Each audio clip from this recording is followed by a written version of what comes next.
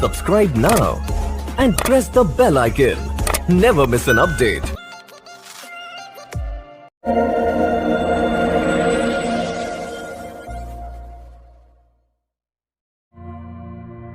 आपके लिए जो फर्स्ट कार्ड आया है वो है प्रिंसेस ऑफ स्वॉर्ड का। ये कार्ड कहीं ना कहीं ये बता रहा है कि हो सकता है कि अंत में आप बहुत ही लॉजिकल डिसीजंस लें।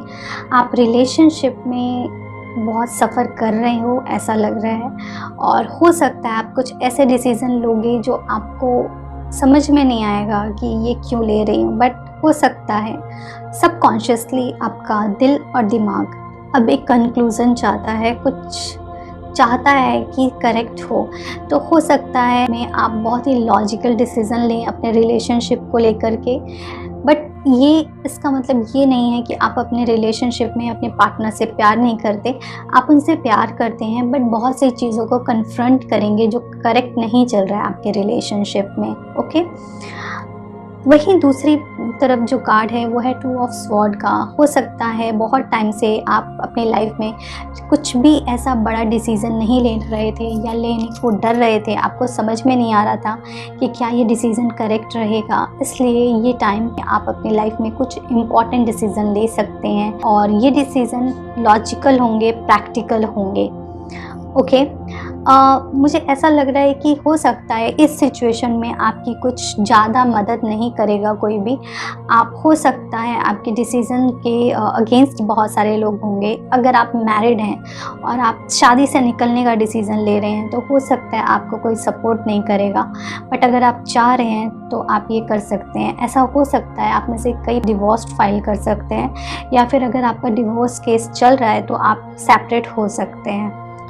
अगर आप रिलेशनशिप में हैं तो मुझे ऐसा लग रहा है आप में से बहुत सारे लोग अपनी ट्रू फीलिंग्स को हाइड करेंगे, अपने दिल की बात को नहीं बताना चाहेंगे अपने पार्टनर से, और अपने इमोशंस को शायद या तो आपको बताने का दिल नहीं करेगा, या फिर आप अभी चाहते हो कि कुछ चीज़ें सीक्रेट रहें आपकी सामने वाले के लिए। मुझे ऐसा लगता है कुछ एनर्जीज़ हैं जो बहुत स्लो हो जाएंगी, एंड एक जो एनर्जी है ना चेंज की और सेल्फ डिपेंडेंट होने की, ये एनर्जी मुझे लग रही है आपके लिए। हो सकता है आप में से कई लोग अपने रिलेशनशिप में बहुत ज़्यादा डिपेंडेंट हो अपने पार्टनर पे, लेकिन एक टाइम पे आपको समझेगा कि आपका पार्टनर नहीं चाहता कि आप उस पर बहुत ज़्यादा डिपेंडेंट हो। तो ये टाइम हो सकता है आप में से बहुत से लोग डिपेंडेंसी में डिपेंडेंट ना रहो अपने पार्टनर पे, और सारे डिसीज़न सारी चीज़ें खुद से करो अपनी लाइफ की। ओके, तो मुझे ऐसा भी लग रहा है कि आपको थोड़ा सा अलर्ट रहना चाहिए। हो सकता है आपको कुछ ना कुछ टेंशन, हेल्थ इश्यूज़ या फिर आपको मेंटल इश्यूज़ हो सकते। सो मेक श्योर आप अपने को ऐसे पर्सन्स के आसपास रखें, ऐसे फैमिली मेम्बर के आसपास रखें कि अगर कुछ भी इशू होता है तो they take care of you.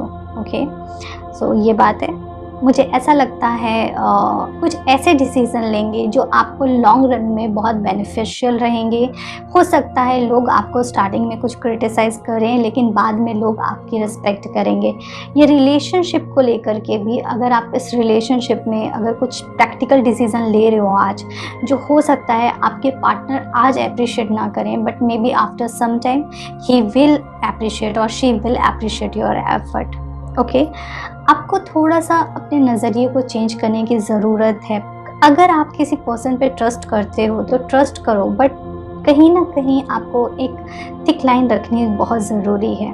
तो इस चीज़ पे आप काम करिए, चीज़ों को थोड़ा अलग नज़रिए से देखने की कोशिश करिएगा आप, कि बहुत सारी चीज़ें चेंज होंगी जो आपके बेटरमेंट के लिए होंगी। आपको कुछ नए तरीके के नज़रिए मिलेंगे देखने को चीज़ों को। एक चीज़ और बोलती हूँ, अगर आप किसी भी तरीके की एडिक्शन में हैं या आपके पार्टनर किसी भी तरीके की एडिक्शन में हैं, तो आपको सीरियस नोट पे काम करना पड़ेगा। Addiction could be anything like alcohol, phone addiction और any addiction. I hope you understand. Any addiction अगर आपके रिलेशनशिप में हमेशा प्रॉब्लम क्रिएट करेगा, तो इस चीज़ पे आपको काम करने की ज़रूरत है।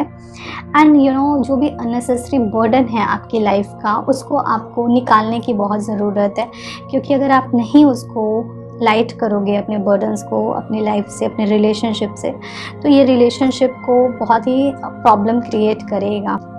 जो एंजल मैसेज है आपके लिए, फर्स्ट कार्ड है वो है वेजिटेरियन, वेगन का।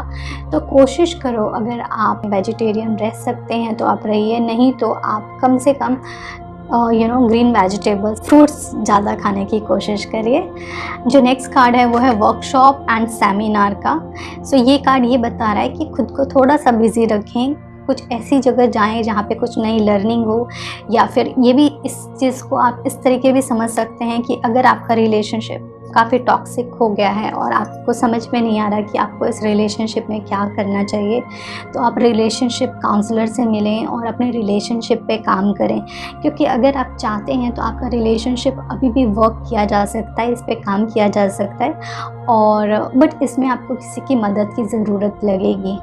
ओके, अगर आप किसी दोस्त से बात करना चाहते हैं, दोस्त से करें, किसी फ्रेंड से फैमिली मेम्बर से चाहते हैं, फैमिली मेम्बर से करें, और नहीं तो रिलेशनशिप काउंसलर्स के पास जाएं और अपने रिलेशनशिप पे काम करें। ठीक है, ये आपकी रीडिंग थी। आई होप ये रीडिंग आपको थोड़ी मदद करे और आप कुछ बेटर डिसीज़न लो अपनी लाइफ में।